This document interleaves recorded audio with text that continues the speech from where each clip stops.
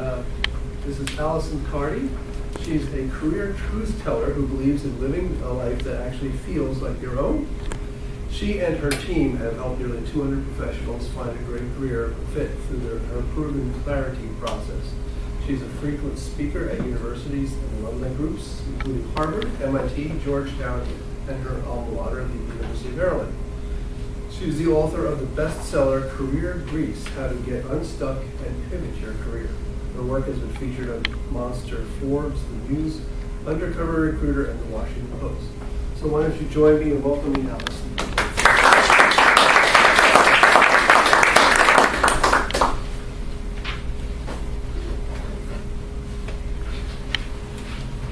All right, good morning, everybody. And before we get started, can I just have a round of applause for all of you for showing up and being so wonderful this morning?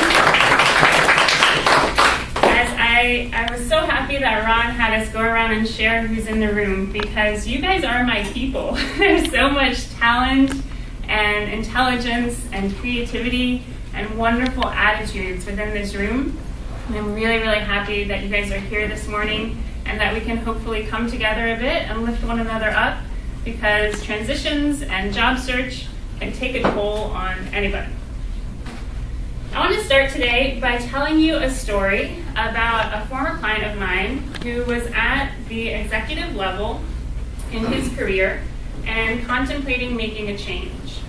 This particular individual was a lot like you guys. He was somebody who was very capable, very intelligent, had risen through the ranks, was successful in his work, and wanted to do something a little bit different.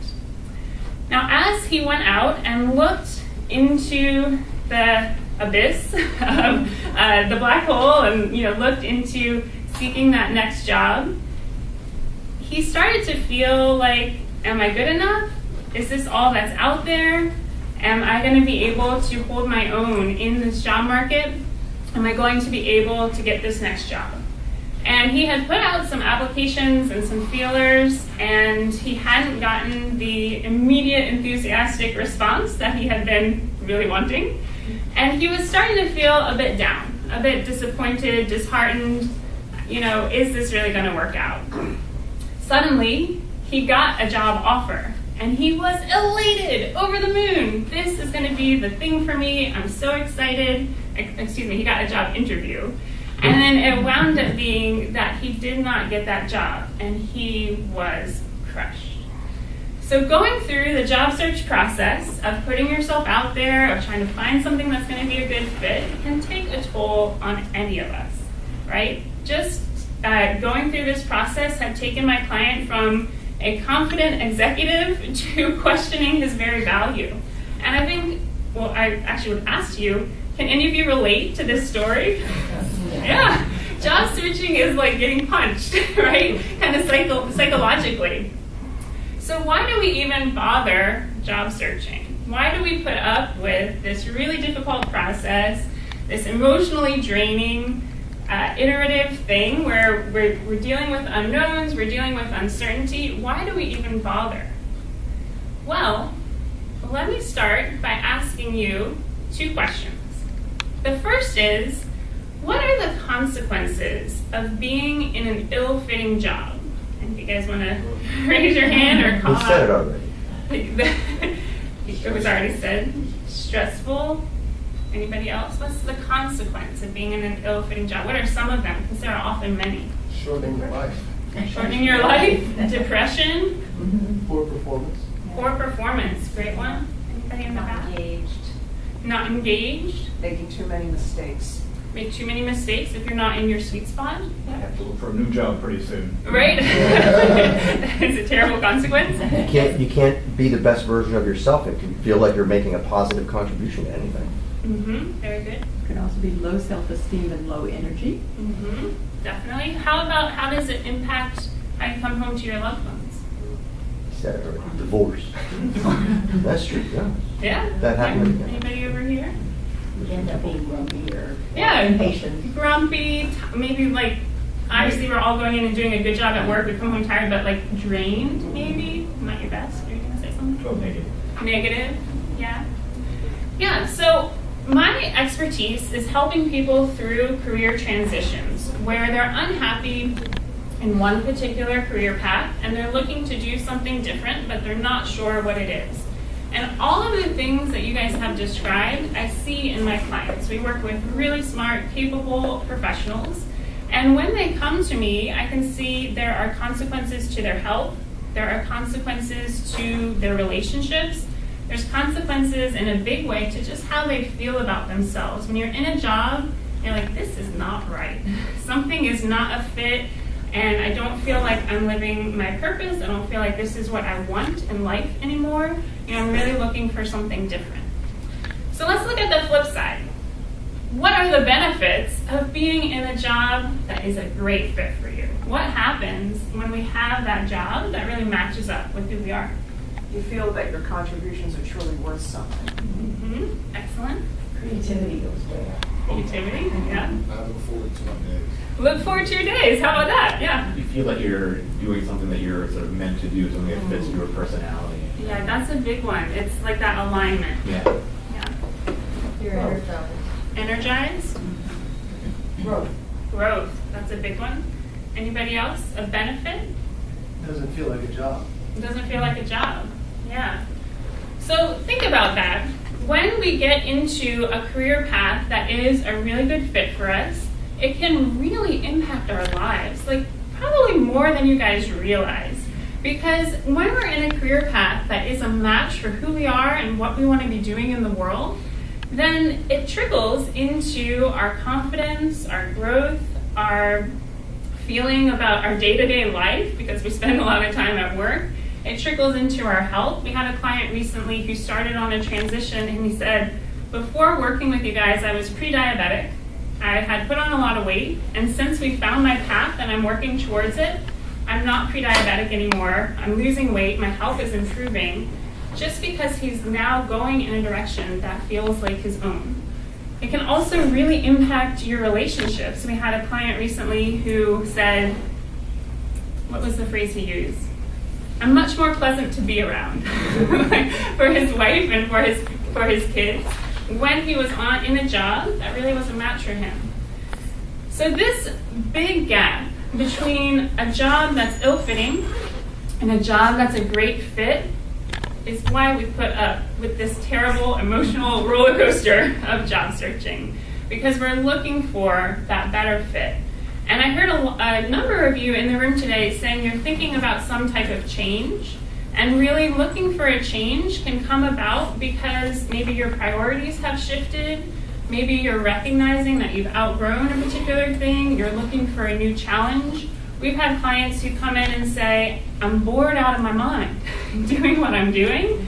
Or the other end of the spectrum, I am so burnt out. I'm so stressed. I'm so done with this work. I want something that's a better fit for me and my life right now. So that's why we bother with job searching.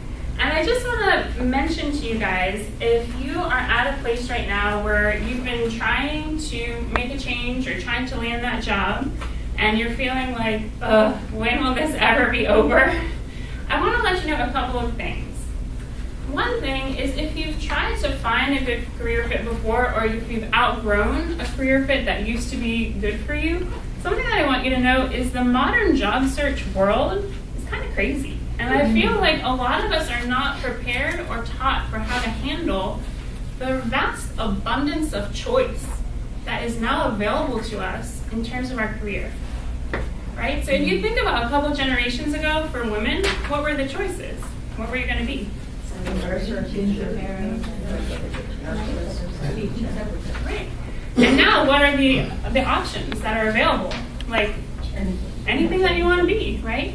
And independent of gender, when you think about what are professions? What are like the typical professions that come to mind for you? There are like some common ones. You're like, name some jobs. What are some like common jobs?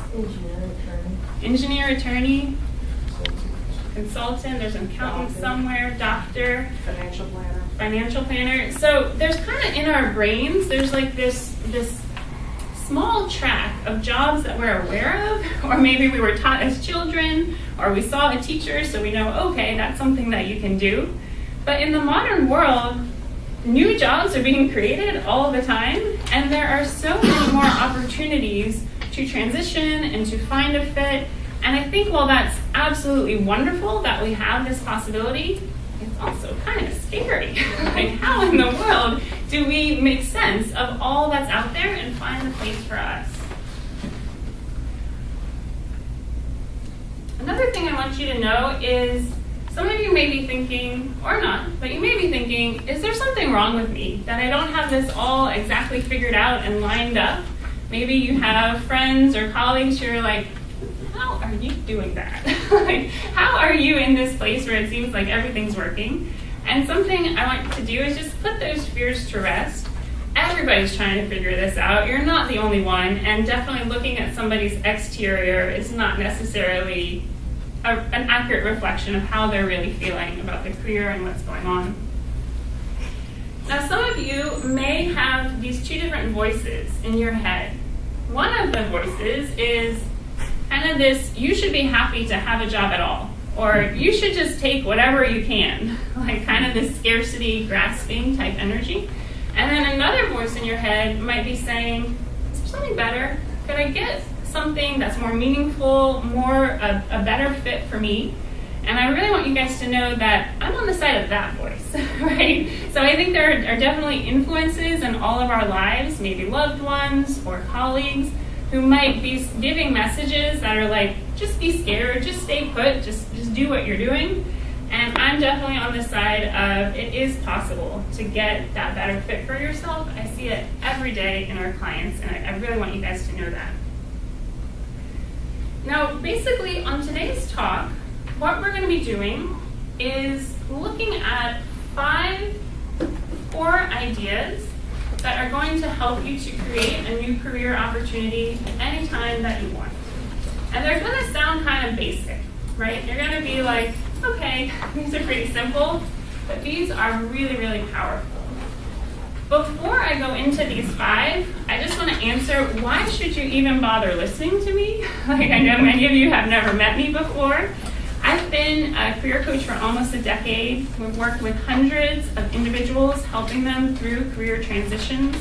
And I've developed a process, a clarity process, that moves people from confusion and uncertainty, what I think I want to change, but I'm not sure what it is, to really getting clear and confident and then implementing that change.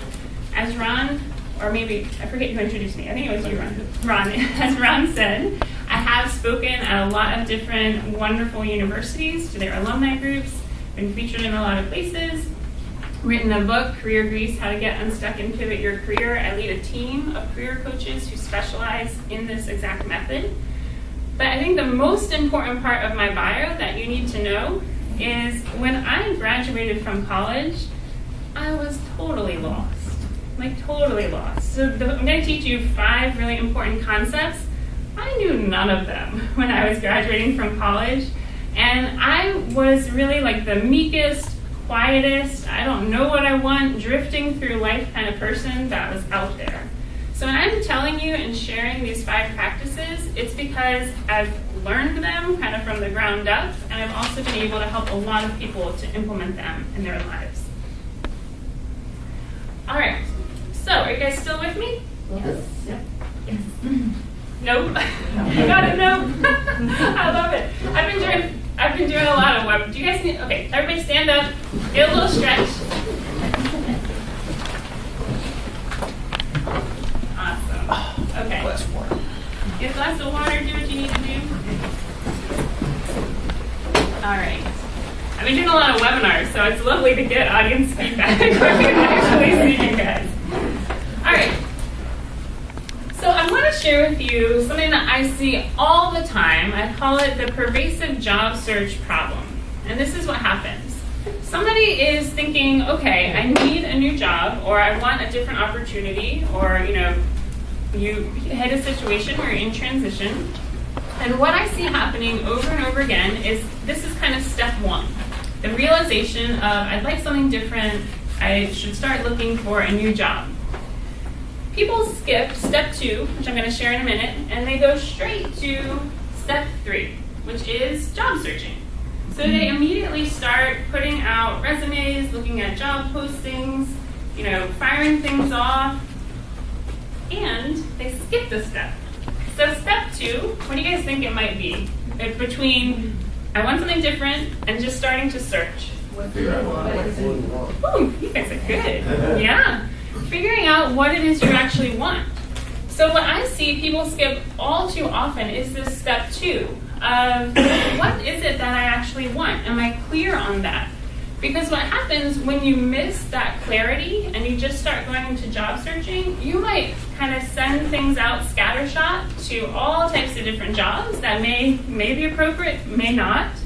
It's really, really difficult for your network to support you because they don't know what you're looking for. And what I find is people get really, really disheartened. They're like, I wanted something different.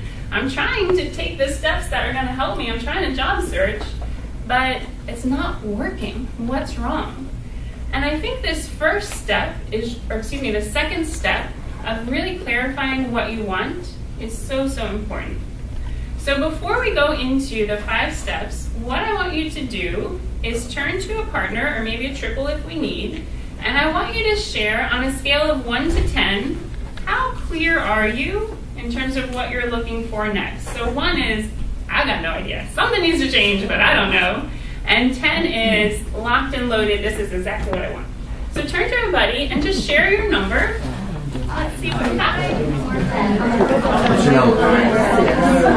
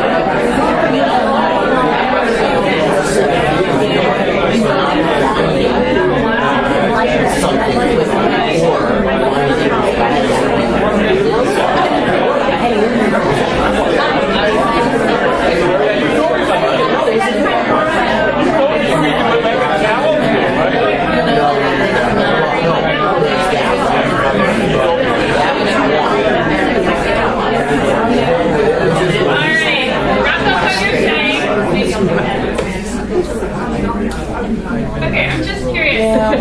So we said 1 was unclear, right? And 10 was super clear. How many of you are 5 or under? It's not uncommon. Yeah, how many of you are 6 to 10? Excellent, very good. Although I overheard, I know what I don't want. How many of you know that? Wonderful, wonderful. Well, when my team and I work with our clients, as I said, we help them go from unclear to clear. And when you can really know what you're looking for, it makes a tremendous difference. As I mentioned, we have a great room in here in terms of who's in the room, and my clients are like the same caliber of you guys. And what I see time and time again is you can take the smartest, most capable, motivated person, and if they don't know where they're going, if they don't know what they're looking for, it's going to be pretty darn hard to get it. So when you can really increase that clarity, then it improves your confidence, it improves your ability to take action and to move forward really nicely. So let me just share with you some of the things that our clients tell us before they work with us, and if you want, you can pop your hand up if any of these resonate with you. If you don't feel comfortable, that's okay too. I have trouble with the what do you want to do next question. I feel trapped on my current path. I don't see anything I feel good about in the job listings. I feel lost in a sea of so many choices. I'm fed up and unhappy with my job. I think I'm here for a reason, and it doesn't feel like I'm living my purpose. I thought the right thing would just appear, and it hasn't. It's exciting and terrifying to have so many options. I have all the signs of burnout and am unhappy in my work.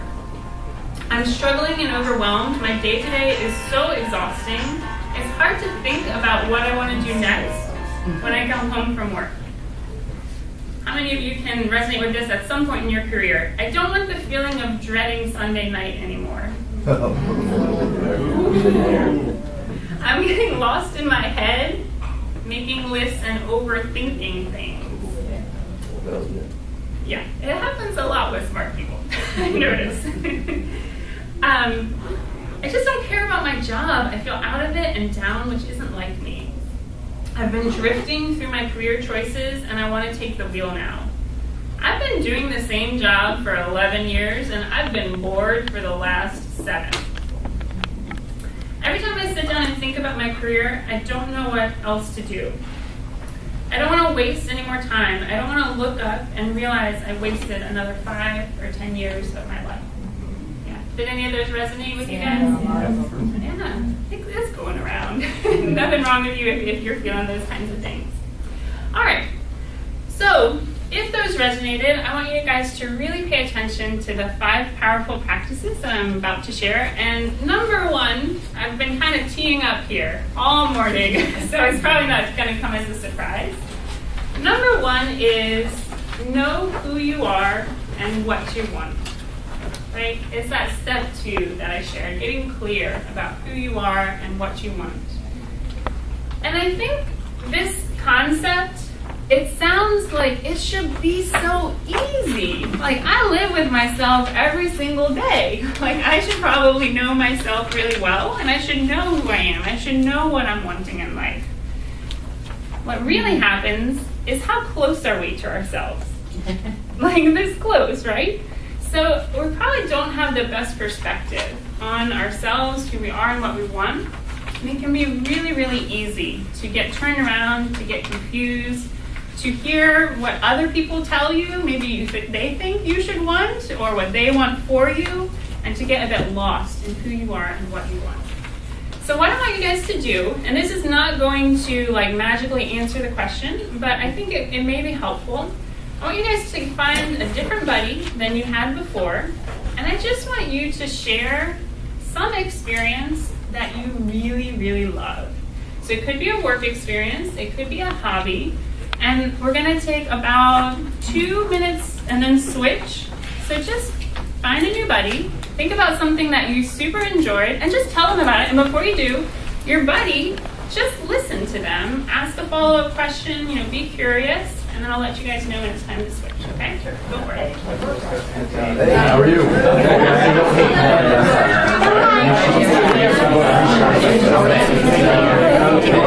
Tell me about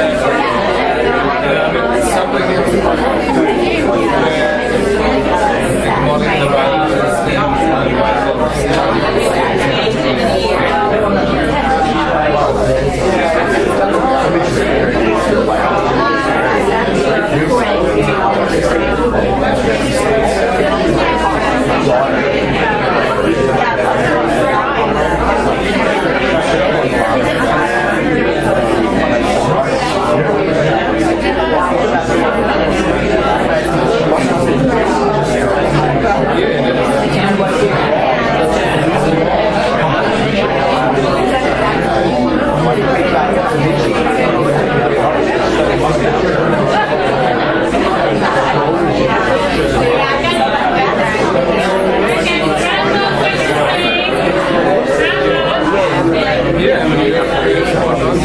I know. I remember actually. All right, then, bring it back in. Zoology were like All right. That's one of my favorite exercises to do because what's so fun is when people start talking about what they want, or excuse me, what they love or what they really enjoy, like hands just start going. I always enjoy looking out in the room and seeing people being enthusiastic. So I'm curious for one or two people, for you to reflect something positive or something unique that you heard about your buddy. Is there something that you heard and what they told you where you're like, oh, that's really an interesting skill or something unique about them? Yeah. So this is what I heard about Luke. He's a risk taker. Ooh. And how do I know he's a risk taker? Because after meeting his now wife, when she was a student here at GW, and he was backpacking around, and he'd gone back to Australia, and she'd taken a job in Thailand, and he thought, after he got through with his studies, I'm going to give it a try. I bought a one-way ticket to Thailand. And the rest is history. So that tells me he's a risk taker. Beautiful. I love that story. Actually, it's true about both my bodies. I noticed because I guess I walk too long in dealing with stuff, so I kind of concentrate on stuff. But both of these people are very caring about objects, about concentrations, about kids, so it's kind of me. Oh, Interesting. Yeah, Great interesting. observation. Great observation. Anybody else? Something you noticed about your buddy? Yeah, sorry, I'm going to pick on you because you're not 40 yet. The child. One of the things that Rishi talked about was that, so he's got a lot of background in molecular biology, and the experience he talked about was when he was given a compliment of a question he raised. But that wasn't the interesting part. The interesting part was, I also really love photography, but I don't know if I should pursue that. And that question, because I asked myself the same thing, I love that, but I'm not sure that leap of faith, that leap of getting over the hesitation that we check ourselves before we wreck ourselves, as my daughters like to say, kind of sometimes It works stops when you us. say it too. Not as well. I don't pull it off. But we stop ourselves from doing things that might really make us happy. Great point. Did you have? And I was going to say is that it's very evident what his passion is. Ah, okay. It's pursuing it Uh-huh. Okay. is the kind of the stop sign. Beautiful. Really interesting because you guys have queued up the second powerful practice. Number 2 and 3 really relate to what you guys are talking about here. Number 2 is accept who you are and what you want. This is a really big deal for people. And I think that one of the things that happens is our social environment, the place that we're raised, the schools that we go to, the peer groups that we're in, they may hold certain values or they may have things that they think are really great. And what can happen is if those kind of social cues are at odds with who we are inside, it can be really, really painful, right? Because we're humans, we're all social creatures, we want to fit in, we want to be accepted. So when there's a disconnect in some way between the social environment and who we are inside, it can be very challenging to accept who we are and what we want. And what I want to say is I've worked with so many different clients from all different industries, all different ages and stages and walks of life. And there's never a wrong way to be in the world, right? There's never one right way. If you think about the difference between somebody who was raised in like an artist commune and the social values that they will have about what's important in life versus somebody who is raised by like 2 lawyers and the social values that they will have, it's not that one is right or wrong. It's just there's a whole world out there and there's people doing all types of different things, and it's okay to be who you are, to do what you want.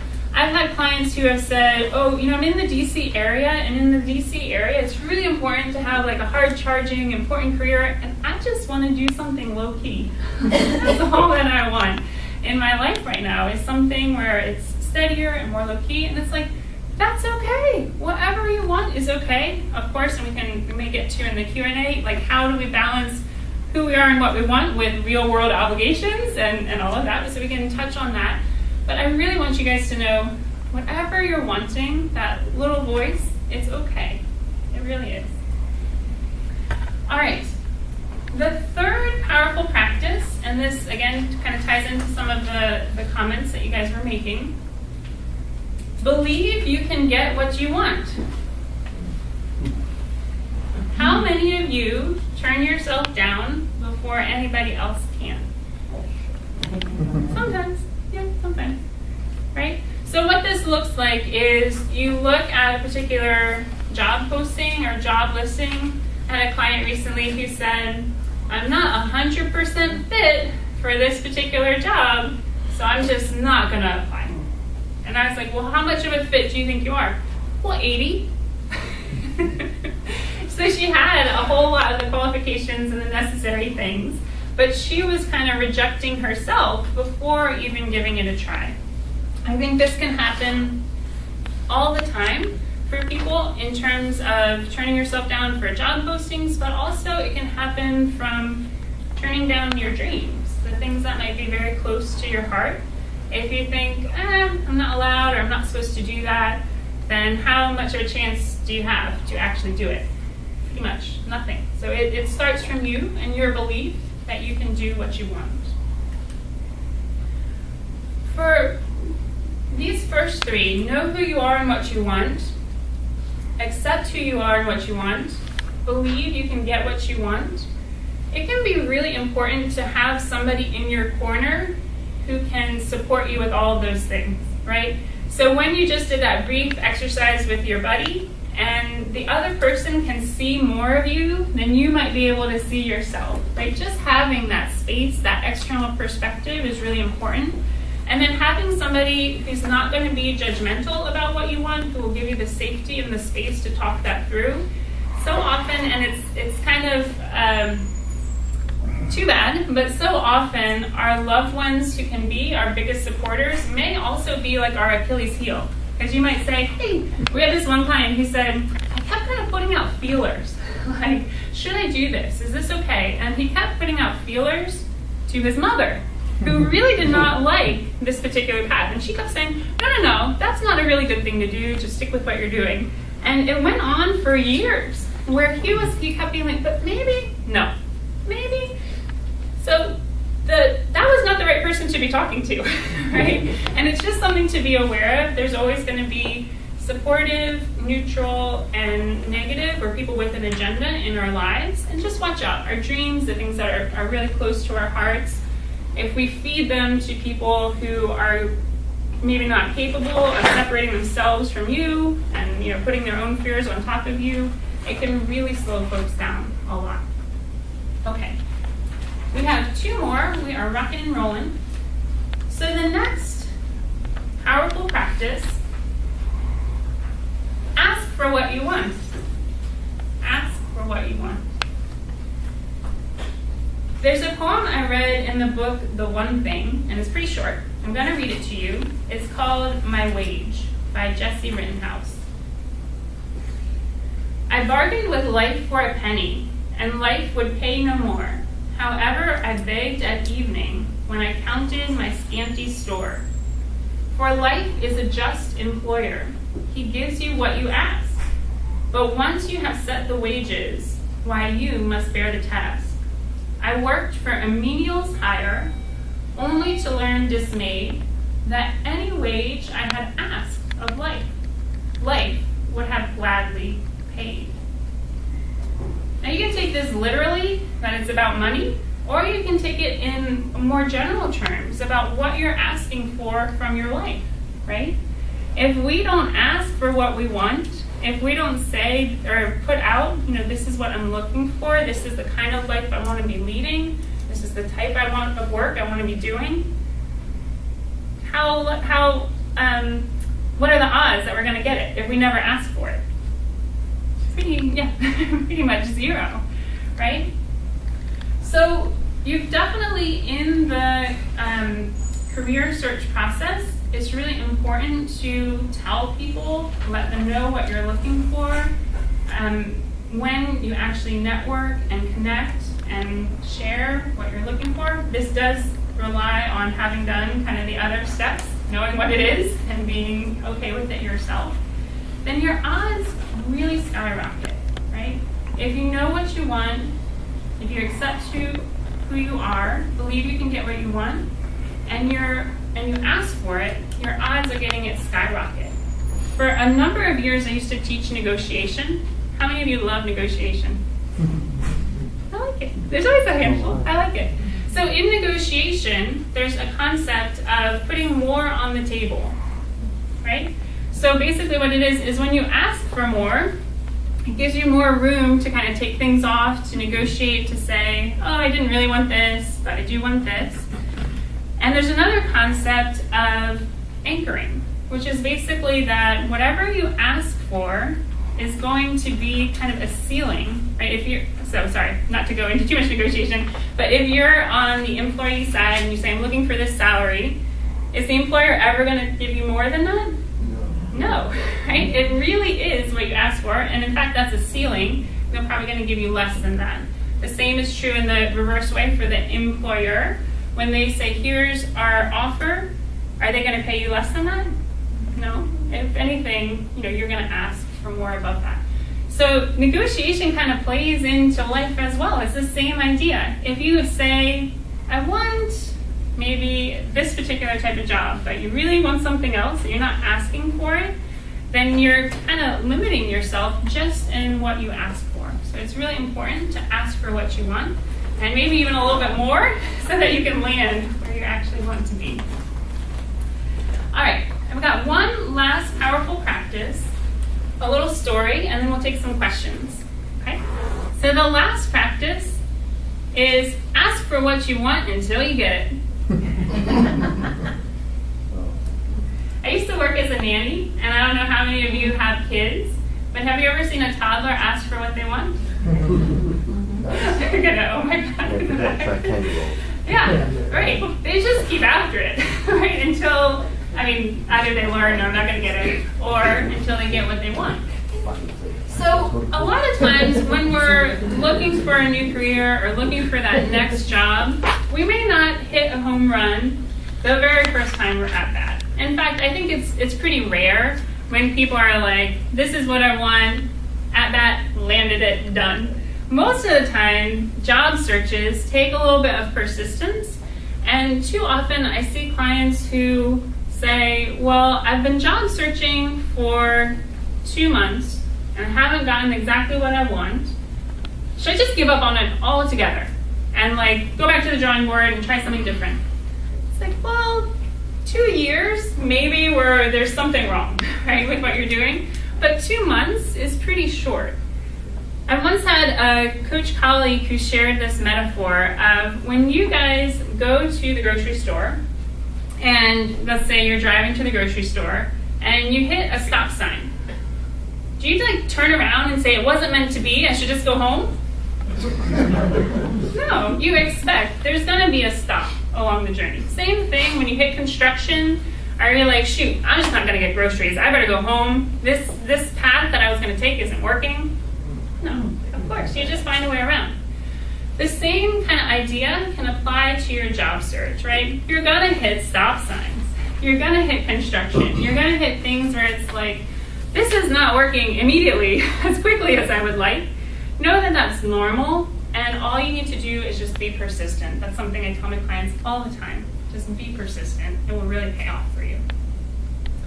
Okay, so I'm curious. We talked about 5 practices. They're know who you are and what you want, accept who you are and what you want, believe you can get what you want, ask for what you want, and keep asking for what you want until you get it. Right? So they sound pretty simple, but underneath of them, they're pretty deep. They're pretty heavy.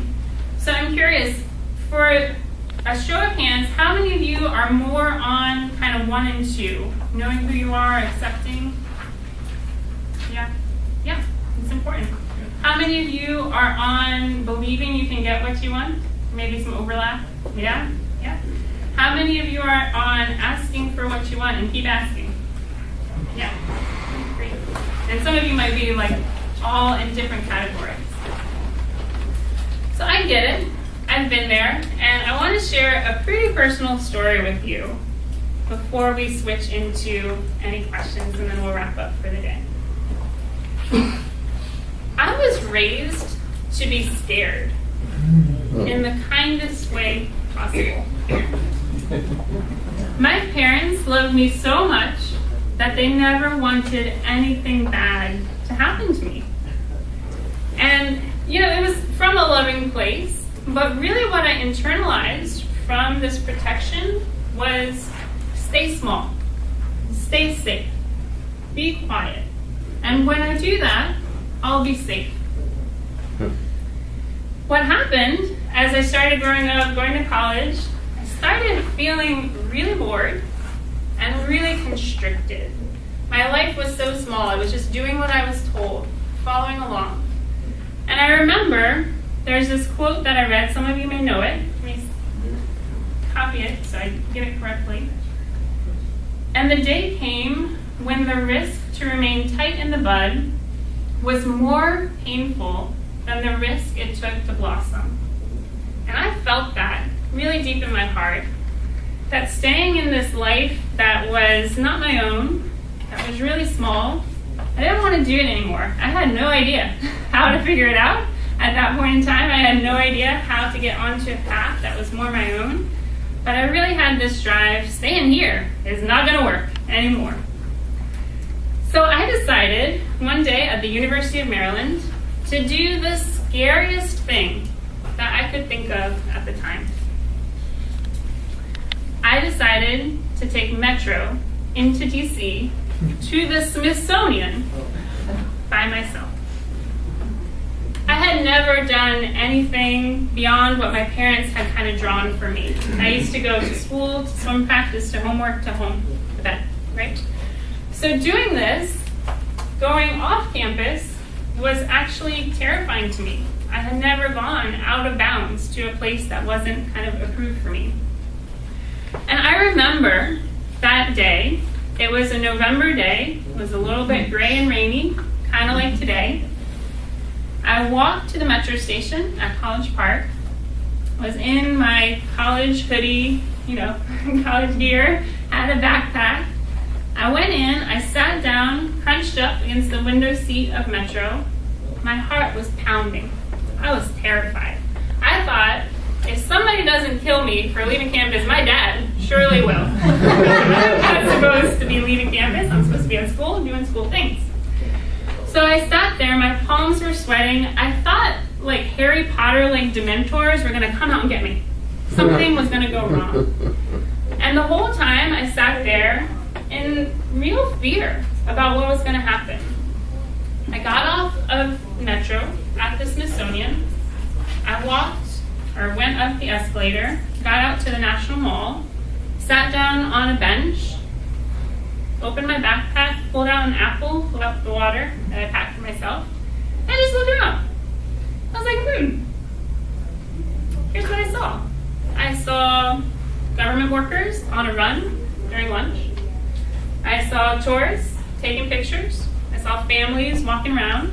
I thought, this does not seem so scary. This does not actually seem like something bad is happening to me.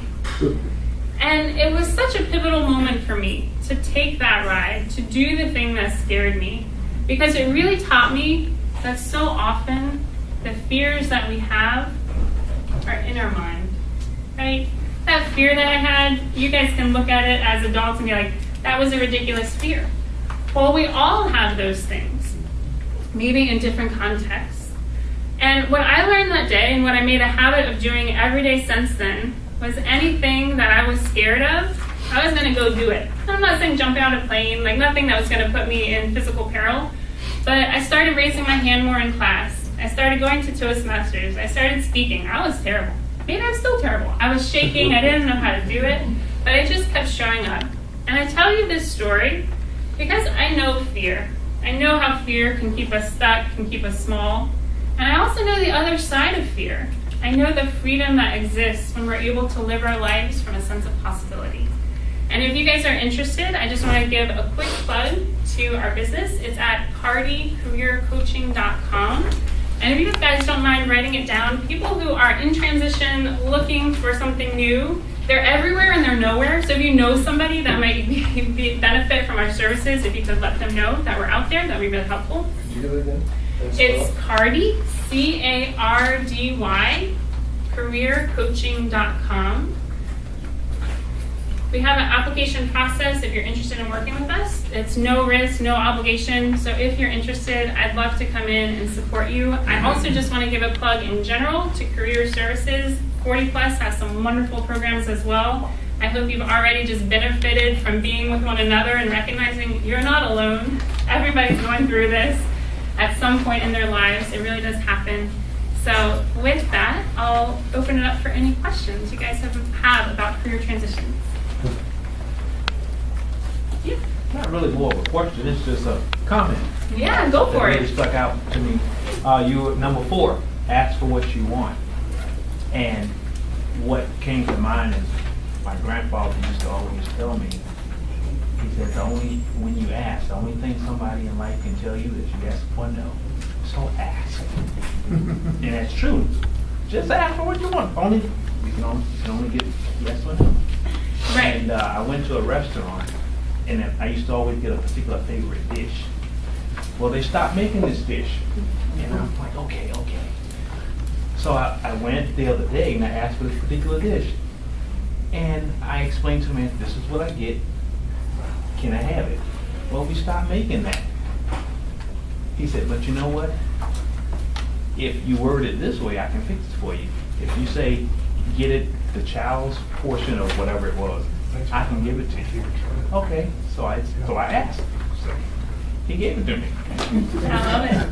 Yeah, well, and if you guys have any other stories or things you want to add to kind of encourage one another, I'd really welcome them because it's in here too much, Yeah. So we've heard this at 40 Plus before, especially given how you started, that it's crazy out there. And you told us the story about the person who sort of stopped herself from applying because she said, well, I'm only 80% of a fit, not 100% of a fit. So, and I even heard it again this weekend, and I'm really tired of talking about the purple chicken. The purple chicken is the concept of, this is what employers are looking for today. It is the one person, the one thing that checks all the boxes, that is exactly the color, the fit, the size, and if you don't do all those things, if you don't have the exact training, if you don't have the book of business, if you haven't had the expertise in that industry, so that they actually have to invest in you and train you, which nobody wants to do today, they're not going to waste their time with you. So it's hard for employers who are constantly looking for people that don't exist, but yet here we all are trying to find jobs, and so we check ourselves and not apply to that job because we know they're going to say, I can't tell you how many, I've applied to jobs in sales areas that are beyond my particular field of comfort to see what's out there, but I'm like, oh, but you don't have any experience in this field, so sorry. Yeah, so what do you say to people when they raise this question to you? Sure. So without knowing total context, something that I would want to look at is, are you giving people a piece of paper or are you giving people your face? And what I mean by that is your face and your energy and all the wonderful characteristics that you guys show up with in person is way more compelling than a piece of paper. So it can be almost comforting, I say nodding. It can be comforting to hang out behind your computer and apply for things online. It feels productive, and you can get a job that way. But the stats are your network is going to be a better option. And even if you don't have a network in that particular area, the more that you put your face and your presence in front of people in that world, the better off you're going to be. We had a client once who wanted to work at one very specific organization, didn't necessarily have a perfect fit, but felt so much enthusiasm and passion for it. He took the time and diligently worked to take everybody out to lunch at that organization. Who do you think they hired? The brown noser. So, you know, it is challenging and it is hard, you know, to go that extra mile or to put yourself out there. But really, the more that you can be in front of people, it saves the employer work. Who wants to sift through all the papers and check all the check boxes? Or say, oh, I just had coffee with so-and-so, and he seemed great. Why don't we talk to him? It's just, it saves them work, and it puts your face and your presence, which is wonderful, top of mind. Kind of expand on what you two were talking about. This is the situation I'm in. I see jobs all the time that either A, I know I can do, or B, that I'm really interested in. But a lot of these employers are saying, oh, we require this kind of college degree, we require, just for the sake of argument, to be bilingual. And it's like, okay, well, I'm not going to waste my time dealing with this. Your take on that? It can depend. I don't remember where, I think it was at Career Network Ministry, which is another job seekers organization. I heard a story once where there was a woman who was interested in a particular job and they needed to speak Spanish, and this woman did not speak Spanish. And the advice that the kind of counselor gave was, don't turn yourself down before anybody else does. And she wound up pursuing the job, and in this particular instance, they paid for her training in Spanish. So it's not to say that that's going to happen, and I understand you don't want to waste your time, you don't want to waste their time, but if it's something that you're interested in, maybe go a little bit extra, maybe see if you can talk to them, maybe see if there's any wiggle room, because if you turn yourself down, your chances are zero. If you're persistent, you have a better shot. See, the thing is, the ones that I know I can do and that I've applied for, I haven't even gotten as much as a call for an interview. And that's what's really becoming frustrating. That's why I keep seeing things and go, I'm not even going to bother. They require this much and I don't have those skills. How often are you talking to people in the industry you want to go into? Right now, not much, because I've had others. So increase that. Try to set up informational interviews. Try to show them, hey, this is my resume, what do you recommend? The more connections you have, opportunities always flow through people, right? So on the other side of every job listing is a person. So the more connections you have to people, the better off you're going to be. So let me pause there, because I see Tom's here. Can I just add something? I think I would say you're spot on. I think when you apply for stuff that you're qualified for, understand that there may be other people that are also equally qualified, and probably a whole bunch of people that aren't qualified. But I think it really makes a difference if you have someone on the inside pulling for you. See, that's the thing. You is really now have to more find who you know, those not people. what you know. Well, I mean, I think it's It always has been. Yeah, it always. If you got 10 out of 10 and you got somebody in there, and, you know. So that's where the work is building the relationships, paying attention to that piece of it. So, sorry, go I was ahead. going to say, so just, it's not nearly as important as the points about networking and working on the inside, but if you do apply online, if you don't meet all the requirements online, it's probably a waste of time. So, online, it's going to be pretty much checking the boxes. Nowadays. Now that LinkedIn has a thing where it says, out of these 10 skill sets, you meet X amount of those requirements. Okay, on that note, thank you guys so much for your time and attention today. I hope this has been helpful. If there's anything I can do to help you further with getting what you want in life and career, please don't hesitate to reach out. I'd be more than happy to support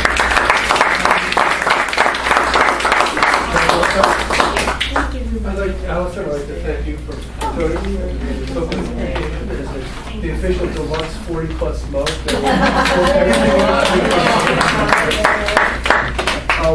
Before everybody goes, I'd like to remind you to fill out